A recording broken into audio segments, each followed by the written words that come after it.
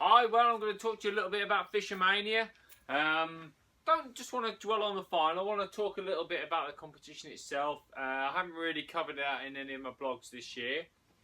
Always put in for a few Mania qualifiers. I think some people put loads in. Some people want to go to every one, travel around. Good on them. That's what these competitions are there for. Some people like to have a go at one or two local ones, and again, fair play. I like to have a stab at sort of 3 or 4 matches that appeal to me. I don't really want to be going length and breadth of the country, because we all know that with Mania, one of the biggest problems is they really do cram the pegs in at the fisheries. You know, it used to be 130, now it's venues are taken to their limits, 140, 160, 200, 300.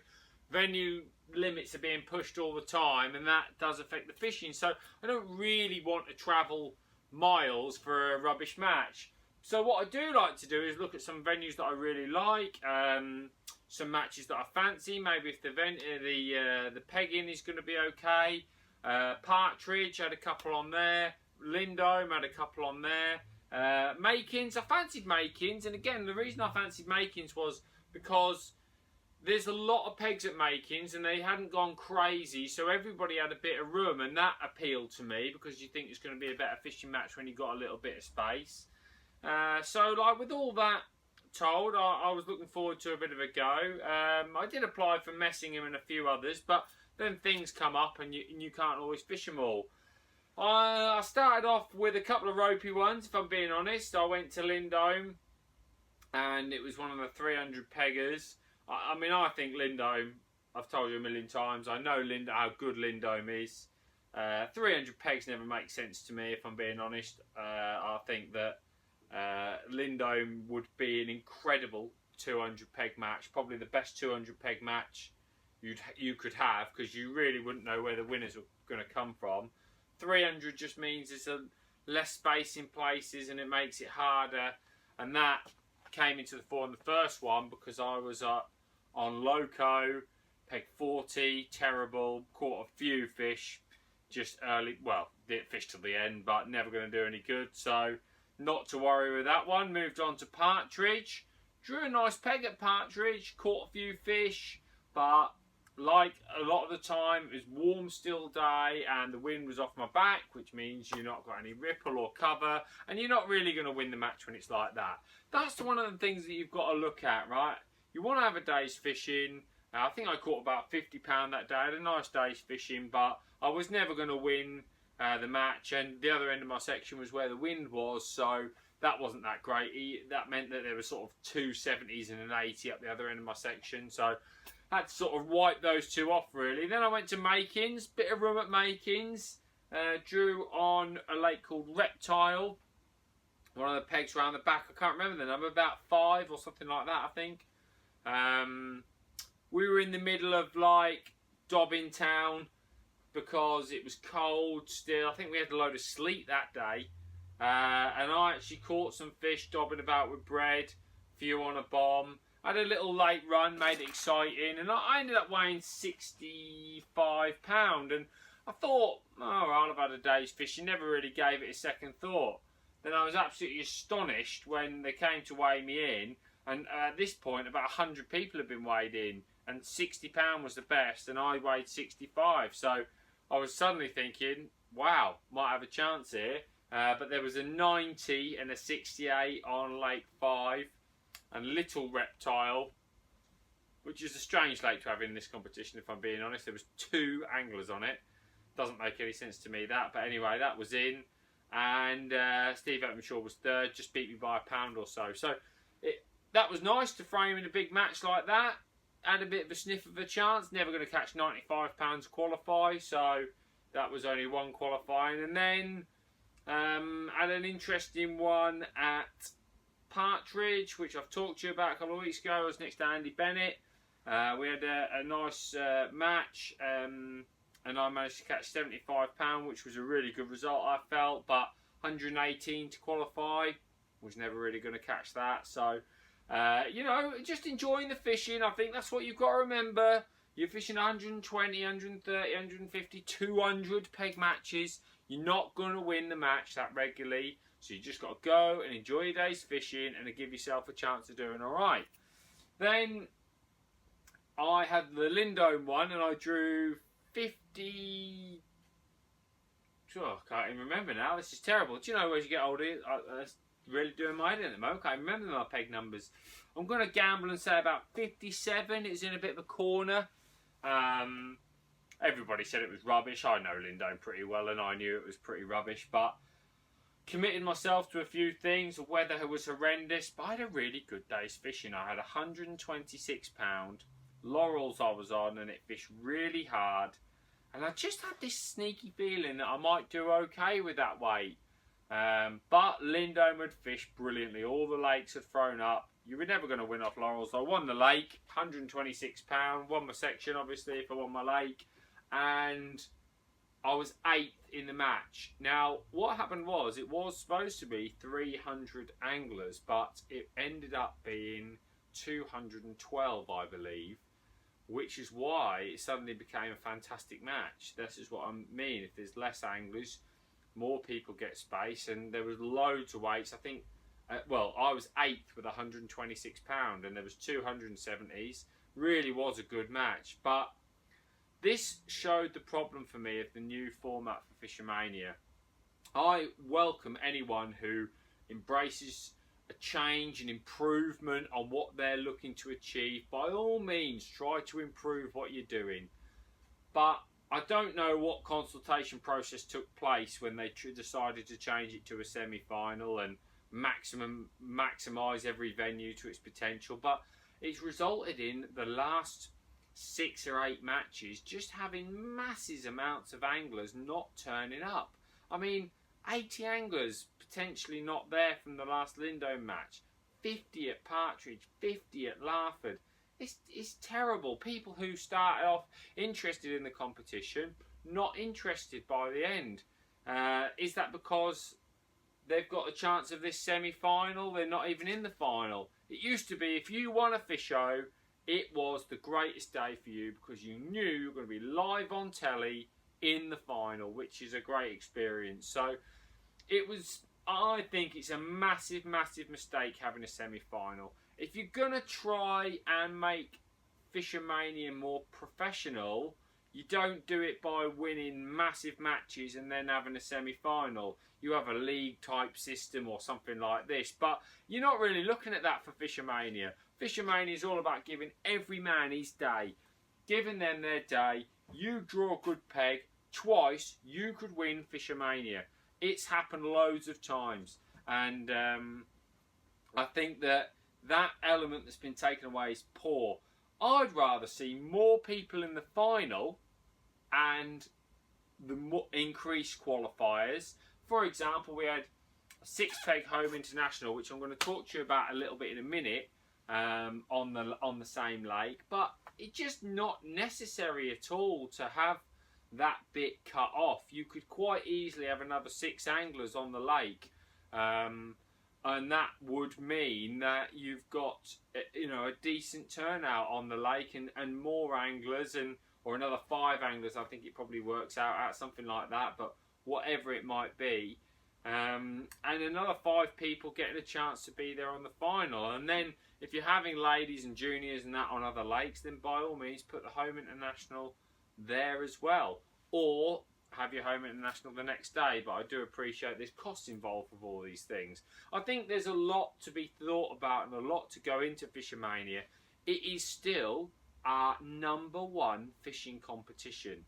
It is the world's #1 fishing competition, actually, because there is so many people involved in it, and it's on television and everything else. And for individuals, it's a very big competition. It doesn't focus massively in my personal year, but for a lot of anglers it does. So it's very important that they get it right, because I think it's at a bit of a crossroads now. There's lots of challenges of lots of other big competitions, and they really do need to think carefully going forward if they're going to keep what is a fantastic competition. I want to talk a little bit about the semi-final and final. I noticed in the semi-final, the 2 lakes had a lot of small fish put in them. There was bites. It wasn't brilliant fishing. But I wasn't surprised by a lot of the names that got through, if I'm being honest. And that isn't any disrespect to anybody, but there's some very, very good anglers at that type of fishing. And you could see that with the anglers that qualified through into the final. So it was a little bit one of those, really, where, you know, people who have made the effort and qualified, say, catching some big carp, they can't do that in the semi-final. And that's not really fair. I think, like I say, they make all that effort, they practice, and they don't even make the final. They have to go on the Friday before. It's just not right, in my opinion. So if you did make the final, you've been practicing and preparing for this semi-final, then you've got an evening to rush about trying to get ready for Fishermania. On Fishermania, it was really interesting. Some great anglers on show. There was a few fish in different areas. Really got to applaud them with how many fish were in arena. There was loads of fish to be caught. I know that they've done a lot of work to that lake. I personally loved to see the final how it was. It was a fishing match. There was bites to be had. Okay, a few pegs on the lake didn't have that chance. But I saw some interesting things. I'll tell you now, in the home international, Milo, well, two things to worth mentioning. The Dutch lad who won the home international had the same weight as Andy May, who won Fishermania, which I'm going to get onto in a minute. And he had the same, he had 27 kilos, and they only fished for 4 hours. He would have won Fishermania. He was catching minimum 4 kilo in an hour, so he'd have had another 2 or 3 at worst with his extra hour. The pegging was every peg where the internationals were as well. And it just showed me, because they didn't fish with pellets, they weren't allowed, so they fished with other baits. And he caught a lot of ide and a lot of fish, a little bit of ground bait and all that sort of jazz there. There was lots of bites, and there was a 27 and a 20 kilos in 4 hours. Both those anglers would have potentially been first and second in Fishermania. First, maybe then Andy May, maybe third. And they were on a different part of the lake altogether. So it was interesting to me that because they were fishing a different type of match, it showed the different weights that they could catch. Felt that in Fishermania, a lot of people maybe felt they could try and win with one type of fish.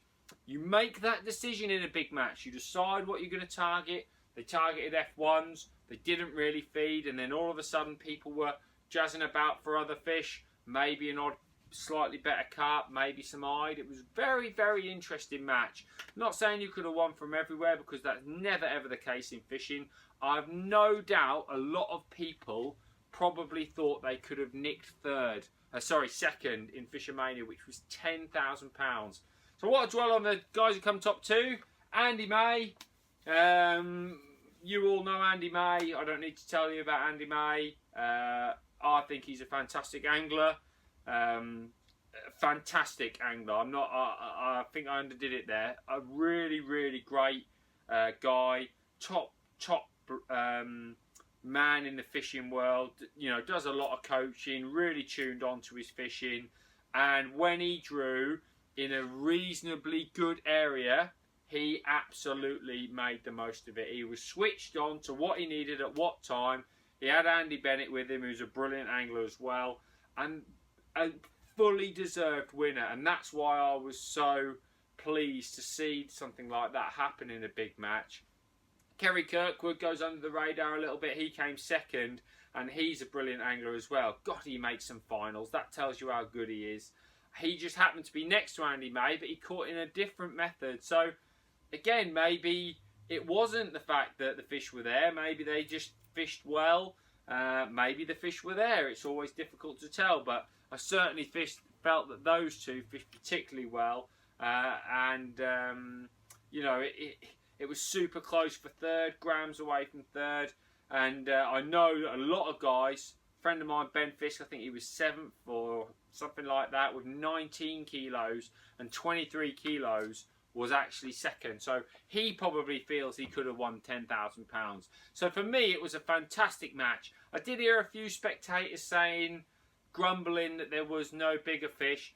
And I would probably say that that was how a few of the competitors felt. Because if you imagine you're on, say, 15, 16, 17, 18 kilos approaching that last hour, and Andy May is 5 kilos ahead of you, and somebody else is 4, to catch these fish, okay, 5 kilos and catch up in an hour is probably impossible, because that person would have to completely stop catching and you'd have to catch well, and that's not going to happen. They're never going to completely stop and you catch really well. So I think that the fact that you couldn't pull it back with other fish was a little bit disappointing.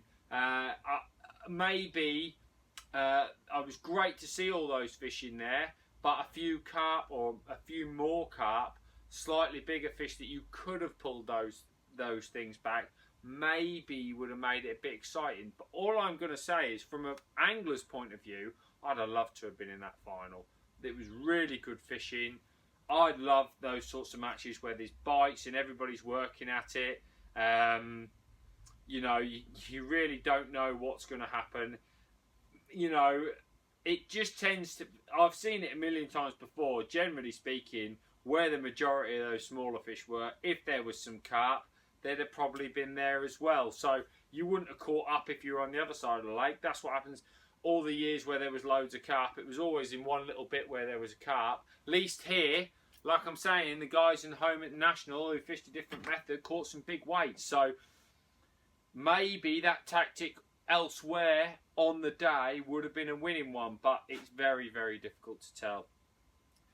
All in all, I think a good competition. I look forward to it. I'll participate in it next year. I really do hope that they revert back to the winners of the qualifiers making the final. I totally and utterly support them on a bigger final.